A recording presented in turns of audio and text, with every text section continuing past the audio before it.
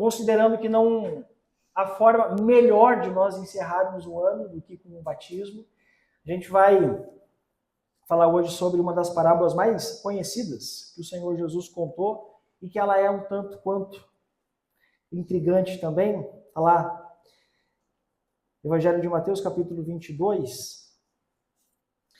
Imaginem vocês, por um momento, que vocês vão casar e vão preparar esse casamento.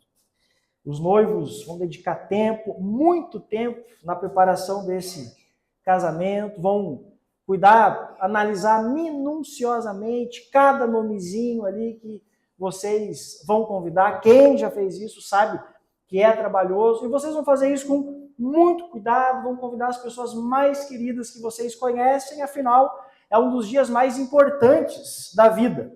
Tudo é preparado com muito entusiasmo. O dia tão aguardado chega e os noivos vão entrar, a festa está pronta, a festa vai começar, mas quando os noivos chegam, percebe que nenhum convidado veio. Imagina a cena. Entrando para a festa, nenhum convidado, e quem está lá são apenas os profissionais que vocês contrataram para servir o buffet, para trabalhar na festa. Como que a gente reagiria diante de uma situação dessas? Não apenas como anfitriões que foram frustrados, mas que foram ofendidos também. Afinal, pessoas queridas que nós selecionamos a dedo foram convidadas e simplesmente foram indiferentes ao convite e não vieram. Estou contando isso porque um dia Jesus contou uma parábola muito parecida com isso. Não para falar especialmente sobre o casamento, mas para revelar algo essencial acerca do reino de Deus. Então, nessa noite eu te convido para nós analisarmos juntos essa parábola e o que essa parábola tem para nos ensinar. Mateus 22, a gente vai fazer a leitura. Fiquem de pé, por favor. Do versículo 1 ao 14. Mateus 22, a partir do versículo 1, diz assim: Jesus lhe falou novamente por parábolas, dizendo: o reino dos céus é como um rei que preparou um banquete de casamento para seu filho. Enviou seus servos aos que tinham sido convidados para o banquete, dizendo-lhes que viessem, mas eles não quiseram vir. De novo, enviou outros servos e disse: digam aos que foram convidados que preparei meu banquete. Meus bois e meus novilhos gordos foram abatidos e tudo está preparado. Venham para o banquete de casamento. Mas eles não lhes deram atenção e saíram. Um para seu campo, outro para os seus negócios. Os restantes, agarrando os servos, maltrataram-nos e os mataram. O rei ficou irado e, enviando o seu exército, destruiu aqueles assassinos e queimou a cidade deles. Então disse a seus servos: o banquete de casamento está pronto, mas os meus convidados não eram dignos. Vão às esquinas e convidem para o banquete todos os que vocês encontrarem.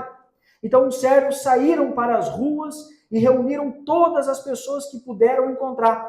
Gente boa, gente má. E a sala do banquete de casamento ficou cheia de convidados. Mas quando o rei entrou para ver os convidados, notou ali um homem que não estava usando veste nupcial e lhe perguntou: amigo, como você entrou aqui sem veste nupcial? O homem emudeceu. Então o rei disse aos que serviam: amarrem-lhe as mãos e os pés e lancem-o para fora, nas trevas. Ali haverá choro e ranger de dentes, pois muitos são chamados, mas poucos são escolhidos. Vamos orar? Senhor, obrigado por esse momento que o Senhor nos concede de ouvirmos a Tua palavra. Ilumina a nossa mente, abre o nosso coração e que o Teu Espírito Santo possa aplicar essas verdades na nossa alma, de modo que possamos sair daqui convictos, alegres pelo convite de nos assentarmos na mesa do Senhor. Que tudo seja para a Tua glória. É a nossa oração em nome de Jesus. Amém. Podem se sentar. Jesus acabara de fazer a sua entrada triunfal em Jerusalém, não montado num alazão, mas num simples jumentinho, aos gritos de Hosana ao filho de Davi, bendito que vem em nome do Senhor. Isso foi um evento em Jerusalém, a cidade toda foi tomada por uma grande agitação, e muitos ali, um entendendo, outros não entendendo, começavam a se perguntar: quem é esse homem? Quem é esse homem que causa tamanha agitação? Essa pergunta em relação a Jesus, quem é este homem, não era uma pergunta nova. É uma pergunta que já havia sido feita desde o início do ministério de Jesus. Desde o início de sua aparição pública, muitos começavam a se questionar: quem é esse homem? A gente vê, por exemplo, Nicodemos, um homem sábio, um homem erudito, muito respeitado. Começou a ver as coisas que Jesus falava, as coisas que Jesus fazia, e começou a se perguntar: quem é esse homem que faz coisas e fala coisas que é impossível fazê-las e dizê-las se não vier da parte do Senhor? Os poderosos da época se perguntavam: quem é esse homem que dá dignidade aos marginalizados numa época que eles eram absolutamente esquecidos? Jesus dava dignidade a eles. Os religiosos se perguntavam: quem é esse homem que toca em leprosos e eles são purificados? Quem é esse homem que ousa dizer a outro homem que os pecados foram todos perdoados? Uma sociedade inteira se perguntava, porque se via absolutamente confrontada pelos feitos e por aquilo que esse homem dizia. Quem é esse homem que é a contracultura da sua época? Num mundo onde a força bruta era sinônimo de bem-aventurança, Jesus vem com uma conversa de que bem-aventurado mesmo não são os fortes, mas são os mansos. E bem-aventurado mesmo não são aqueles que buscam dominar pela força do próprio braço, mas são os que são misericordiosos. Bem-aventurados não são os que vencem pela espada, mas são os pacificadores. E Jesus afirma que feliz mesmo são os que choram, são os humildes, são os que, pelo nome do Senhor, são perseguidos. No mundo violento, o caminho do reino não é a vingança, mas é aquele que, ao ser agredido de um lado da face, ainda estende a outra. Quem é esse homem que logo depois da entrada triunfal em Jerusalém denuncia um culto estranho que acontecia? O homem que vira a mesa dos cambistas que ganhavam dinheiro superfaturando os animais que depois seriam sacrificados no templo. Quem é esse homem? Que atrai a presença de cegos, coxos e aleijados. E essas pessoas são curadas. Quem é esse homem que atrai crianças? E essas crianças bradam em pleno pulmão: Hosana ao filho de Davi. A resposta é que esse homem é Jesus. Esse homem é Deus. E isso faz muitas pessoas se prostrarem aos seus pés. Mas, por outro lado, muita gente também fica com raiva de Jesus. Muitas pessoas, nesse contexto, ao ver tudo aquilo que Jesus fazia e falava, agora quer prender Jesus. Agora quer matar Jesus. E essa parábola que a gente leu nasce exatamente nesse contexto. Os fariseus estão furiosos com Jesus, eles estão socados, eles estão empanturrados de raiva quando viram o alvoroço em Jerusalém, na entrada triunfal. Eles ficaram com raiva quando viram Jesus purificando o templo, quando viram as crianças entrando e adorando a Jesus, eles ficaram bravos. E quando eles chegam no templo, Jesus está ensinando. Eles chegam em Jesus e dizem: com que autoridade tu fala essas coisas? E Jesus vai responder para eles essas perguntas, e ele vai respondê-los contando 3 parábolas. Na primeira, Jesus revela e condena a falsa devoção desses líderes religiosos. E ele vai contar a história de um homem que tinha 2 filhos. Ele disse ao mais velho: filho, hoje você vai trabalhar na vinha. O filho disse que ia, dava todos os indícios que ia, mas simplesmente não foi. Chegou para o segundo filho e disse: filho, hoje você vai trabalhar na vinha. O filho disse que não ia, parecia que não ia, dava pinta que não ia mesmo, mas se arrependeu e foi. Jesus está mostrando para esses líderes religiosos que estão sendo representados pelo filho mais velho, que eles parecem, com aquela forma de viver, que são obedientes a Deus, mas não são. que eles parecem alguma coisa, mas que não são nada. E que eles, confiantes em sua própria justiça, permanecem absolutamente cegos à necessidade de arrependimento e mudança de vida. Ao passo que publicanos e pecadores, que são representados pelo segundo filho, embora no início estivessem longe da justiça, se arrependeram mediante a pregação de João Batista e agora foram incluídos como parte do povo de Deus. Depois Jesus vai contar uma segunda parábola, que é a parábola dos lavradores maus. Nessa parábola, Jesus deixa claro que ele é o Messias. Ele é o Messias, que ele age com autoridade divina, que ele é alguém enviado por Deus e ele também é alguém destinado a morrer e ser rejeitado fora da vinha de Israel. É legal que o autor aos Hebreus vê o cumprimento dessa realidade quando afirma que Jesus sofreu fora das portas da cidade para santificar o povo por meio do seu próprio sangue. Depois Jesus conta essa parábola aqui, que foi aqui nós lemos. Ele vai falar acerca do reino de Deus. E Jesus poderia contar acerca do reino de Deus de diversas formas, de diversas maneiras. Mas ele resolveu comparar o reino com um banquete, com um rei que celebrou as bodas do seu filho. Ou seja, o príncipe vai casar e o rei preparou uma festa. Nessa parábola a gente vai considerar não só o privilégio de nós recebermos o convite, mas a seriedade e a necessidade de nós respondermos corretamente ao chamado do rei. Diz a história que Jesus contou que o rei reuniu todos os seus servos e disse a eles: vão chamar os convidados para as bodas, para a festa de casamento do meu filho. Vão, e os servos foram. Chamaram os convidados para o casamento, mas, para surpresa de todos, esses foram totalmente diferentes ao convite do rei e se recusaram a ir. E essa recusa era uma vergonha enorme para o rei, porque o convite oficial já havia sido estendido a eles meses antes, de modo que quando acontecesse essa chamada aqui, eles não tinham nenhuma desculpa. Mas, ao ouvirem os servos, eles simplesmente foram indiferentes ao convite. Não foram. Os servos voltaram, falaram com o rei: rei, os teus convidados simplesmente se recusaram a vir. Foram indiferentes ao teu convite. Mas o rei bom que era, o rei paciente que era, pessoa que daqui a pouco a recusa se deu porque o convite era pouco explicativo, o convite era pouco atrativo, a estratégia não era boa, então ele chama um outro time de servos, muda a estratégia e diz a eles: digam aos convidados, o banquete está pronto, os bois e cevados já foram abatidos, tudo está pronto, venham para a festa. Agora, pensou o rei, ninguém vai recusar. Os servos foram de novo, transmitindo toda a expectativa e a alegria do rei, mas os convidados foram indiferentes de novo. E aí um não foi porque diz que foi para o seu campo. E não tem problema ir para o campo, mas a prioridade naquele dia não era o campo. A prioridade naquele dia era o banquete do filho do rei, que estava sendo rejeitado simplesmente por uma coisa que poderia ser feita em qualquer outro dia da semana.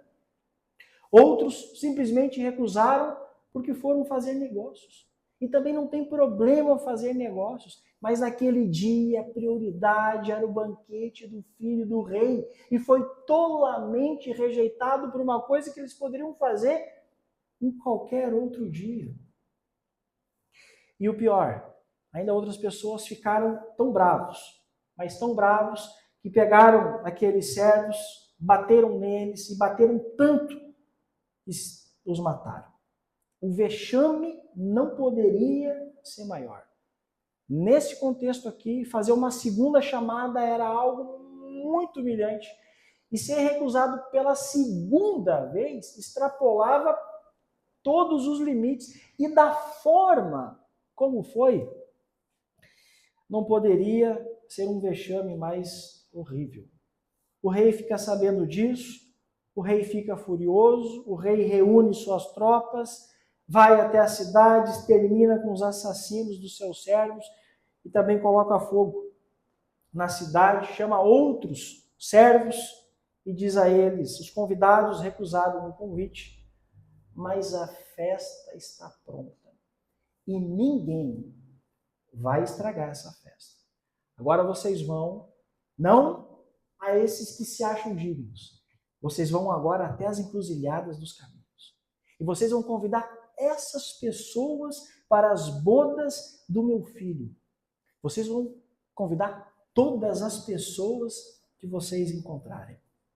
Os servos saíram, os servos foram nas encruzilhadas, nos atalhos, nos becos e convidaram tudo que foi gente. Eu acho legal que a Bíblia diz que gente boa e gente nem tanto. Gente boa e gente má foram sendo convidadas, gente andando, gente coxa, gente esquisita, gente atrapalhada, gente com a vida completamente bagunçada, gente suja, uns mais limpinhos, foram convidados, essas pessoas foram chegando para o banquete, a sala ficou lotada, o rei está feliz, quando ele vai dar uma espiada, vê a sala cheia, todo mundo com a roupinha que ganhou na entrada, mas daqui a pouco ele olha e achou que poderia entrar com as próprias vestes, achou que poderia entrar no banquete sem aceitar os critérios que o rei havia dado.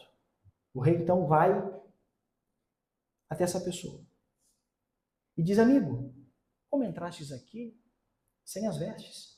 O homem sabia que estava errado, ele sabia porque ele não obedeceu os critérios da entrada, ele simplesmente fica mudo, não fala nada.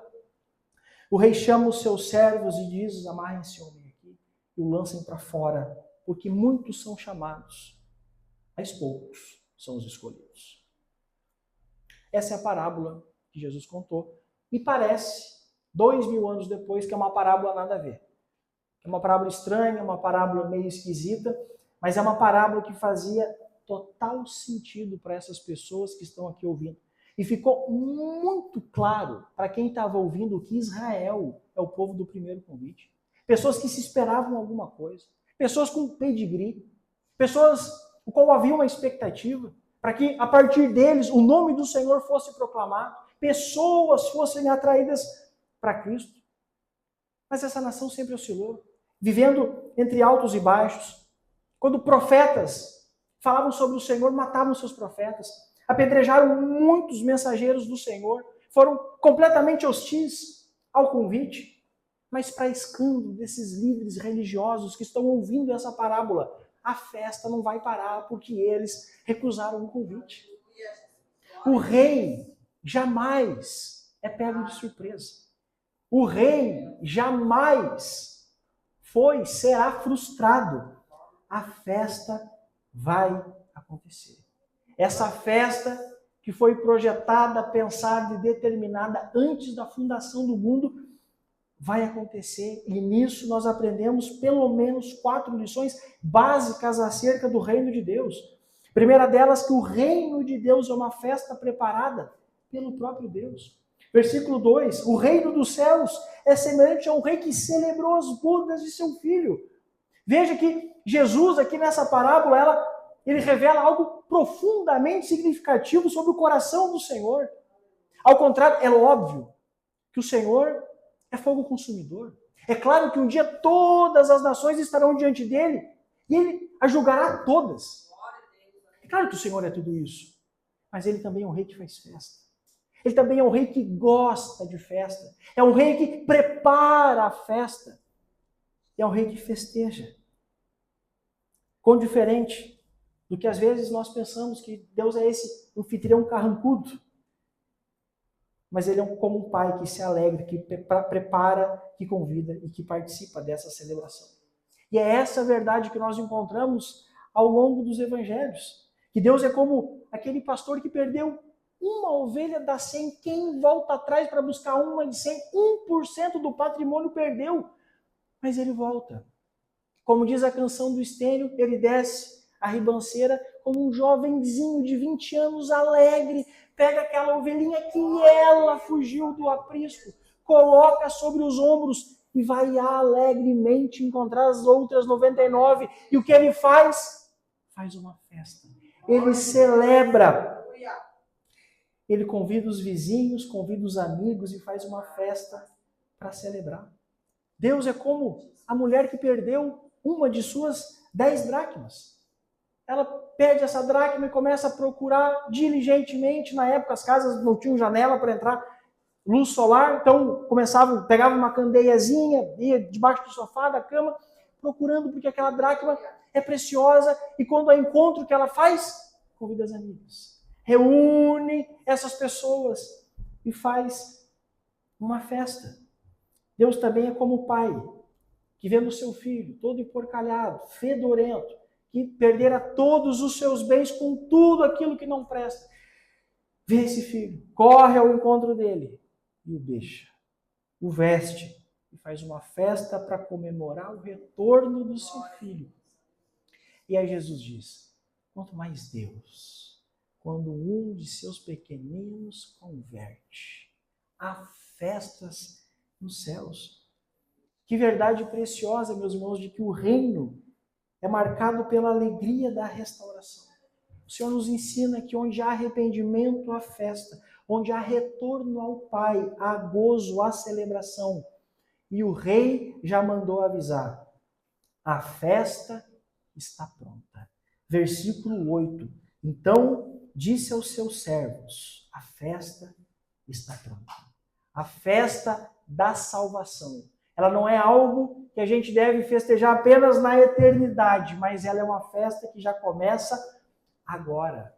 A realidade da vida eterna não é uma realidade que a gente vai experimentar depois da morte ou na eternidade. Não. Jesus definiu o que é essa festa. Ele diz, a vida eterna é esta, que te conheçam a ti, o único Deus verdadeiro, e a Jesus Cristo a quem enviaste. Conhecer a Deus é entrar já agora na alegria do seu reino. E a mensagem do Senhor é, filhos do rei, vivam com alegria. Filhos do rei, aproveitem a festa. Filhos do rei, não se percam, não se distraiam. A festa está pronta. Comemorem com júbilo e com gozo na presença do rei que escolheu e o atraiu para esse grande banquete. Segunda verdade que a gente aprende é que o que antecede o convite é a vergonha do rei. Olha só o que diz a partir dos versículos 3. Então enviou seus servos a chamar os convidados para as bodas, mas estes não quiseram vir. Enviou ainda outros servos com esta ordem: dizei aos convidados, eis que já preparei o meu banquete. Os meus bois e cevados já foram abatidos e tudo está pronto. Vinde para as bodas. Eles, porém, não se importaram e se foram. Um para o seu campo, outro para o seu negócio. E os outros, agarrando os servos, os maltrataram e mataram. É interessante que Jesus conta essa parábola e Jesus expõe o Senhor, coloca Deus exposto 2 vezes à vergonha. Porque 2 vezes esse convite foi recusado e a gente vê com total tom de desdém. Recusado por motivos egoístas, por desculpas esfarrapadas. Mas quando a gente vê o enredo da salvação, a gente percebe que ser exposto à vergonha para que a graça de Deus seja estendida a pecadores nunca foi problema para o Senhor. Deus é aquele que assume todo o custo da reconciliação com os homens. Quando a gente olha para o início da história, essa expondo a vergonha que Deus vai atrás de Adão ainda no Éden. Essa expondo a vergonha, a total humilhação que Jesus se despiu da sua glória, assumiu a forma humana e tomou sobre si todos os nossos pecados. Essa expondo a vergonha que o Rei dos Reis ouve dos seus contemporâneos, aquela multidão que enlouquecidamente começa a gritar: crucifica-o, crucifica-o. Jesus vê Barrabás ser solto em seu lugar. Quando Jesus caminha da Fortaleza Antônia até o Gólgota, é debaixo de muito escárnio, de muita humilhação, mas ele nunca se importou com isso para que a graça fosse revelada e alcançada a cada um de nós. Essa expondo a vergonha que Jesus é erguido entre 2 criminosos. Mas é precisamente ali, na cruz, exposto entre 2 criminosos, morrendo da forma que viveu entre pecadores, que a maior vergonha da história se torna o meio da qual a salvação se torna possível ao homem. Porque ali na cruz, o maior evento que esse mundo já pôde ver, que Jesus satisfaz a santa justiça de Deus. É ali na cruz que Jesus pagou integralmente a dívida que nós tínhamos. Perdoou todos os nossos pecados, os passados, os futuros, aqueles que a gente nem acha, nem sabe que cometeu. Todos esses pecados foram perdoados na cruz.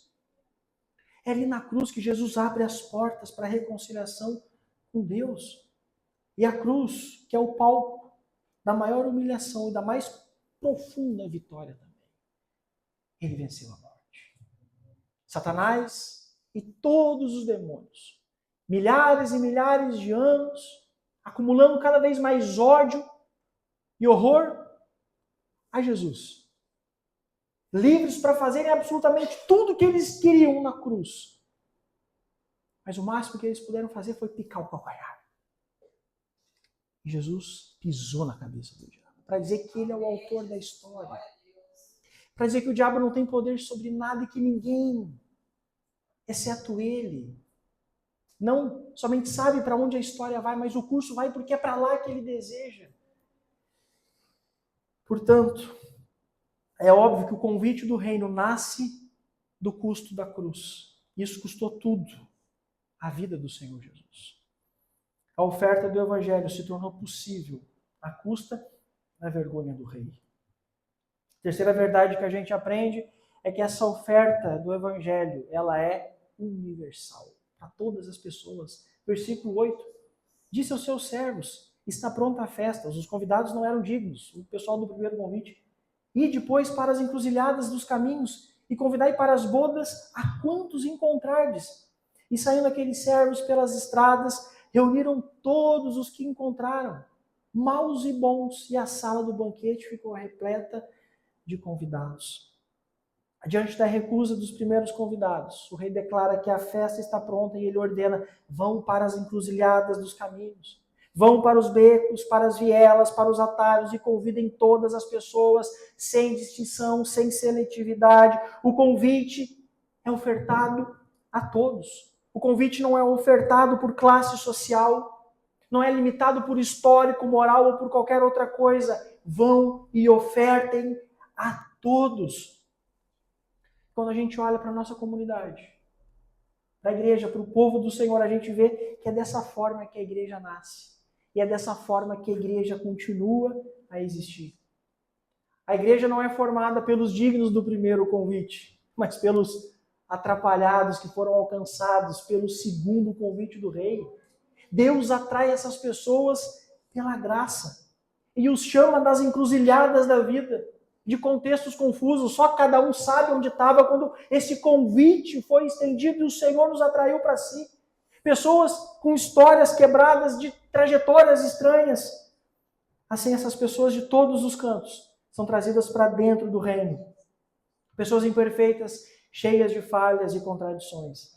E esse convite para a mesa do Senhor, a oferta do Evangelho, nunca cessará. O Evangelho sempre será proclamado.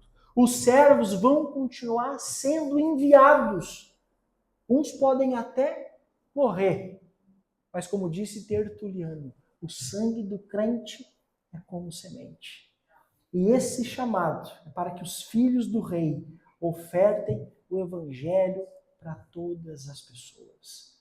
É isso que o Senhor espera de cada um que um dia foi chamado pela graça, que agora seja instrumento de Deus para que essa mesma graça alcance outras pessoas.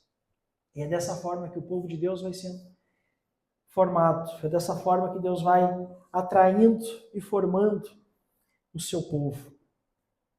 Quarta lição, que a permanência do reino depende exclusivamente da justiça de Cristo. A partir do versículo 11 diz assim, entrando, porém, o rei para ver os que estavam à mesa, notou ali um homem que não trazia veste nupcial e perguntou-lhe, amigo, como entraste aqui sem veste nupcial? E ele emudeceu. Então ordenou o rei aos serventes, amarrai-o de pés e mãos e lançai-o para fora, nas trevas. Ali haverá choro e ranger de dentes, porque muitos são chamados, mas poucos escolhidos. O rei entrou para ver a festa e viu que ali na festa havia um homem sem a veste nupcial. O rei se aproximou dele gentilmente e disse: amigo, como que tu entrou aqui? Permaneceu em silêncio, sabia que estava errado, não havia qualquer desculpa, não havia defesa, porque ele sabia que havia rejeitado as vestes que estavam sendo oferecidas graciosamente pelo rei na entrada da festa. E o que isso significa? Jesus está mostrando para nós que o que garante a permanência no banquete não é qualquer justiça própria que a gente julga ter. Não é qualquer coisa que nós julgamos ter para oferecer ao Senhor, mas é aceitarmos as condições do rei, é aceitar as vestes nupciais. Jesus nos ensina que o que de fato e definitivamente cada um de nós aqui precisa é que sejamos revestidos pelo manto da justiça de Cristo, para que possamos ser encontrados justos diante de Deus.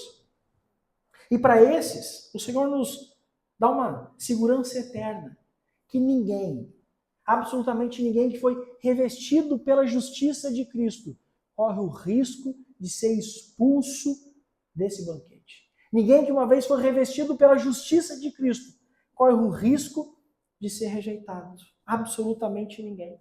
Todos, absolutamente todos que foram alcançados por Cristo, permanecerão eternamente com o Senhor. E não vai perder nenhuma de suas ovelhas. Que verdade confortante para cada um de nós. Eu quero encerrar esse sermão com uma palavra para quem ainda não é cristão e uma para quem se diz cristão, mas vive em Nárnia. Quem dera se fosse em Nárnia, né? Vive distraído. Aos não cristãos, ficou evidente que o homem que foi expulso aqui do banquete, ele até desejou, ele flertou com os benefícios da festa. Ele não rejeitou isso, mas ele achou que ele estaria apto a permanecer ali sem aceitar as condições do rei. Talvez esse seja você aqui, que acha que não precisa aceitar as condições do Senhor para ter a vida eterna. E até aqui tem confiado na sua moralidade, nas coisas que você tem conquistado, no trabalho, dinheiro, ou seja lá o que for. Mas saiba que mais cedo ou mais tarde, todas essas coisas um dia se revelarão insuficientes para te livrar da culpa, insuficientes para te livrar do peso dos pecados.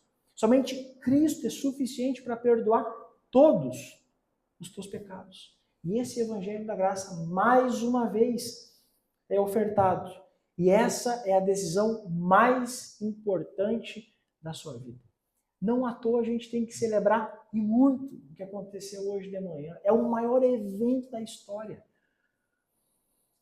Por fim, uma palavra para você que se diz cristão, mas vive distraído.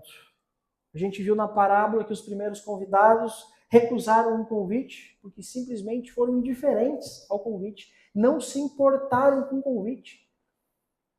E é impressionante que às vezes nós achamos que os que vão ficar fora do banquete, os que vão ficar fora do reino, são somente aqueles que explicitamente rejeitam o Senhor.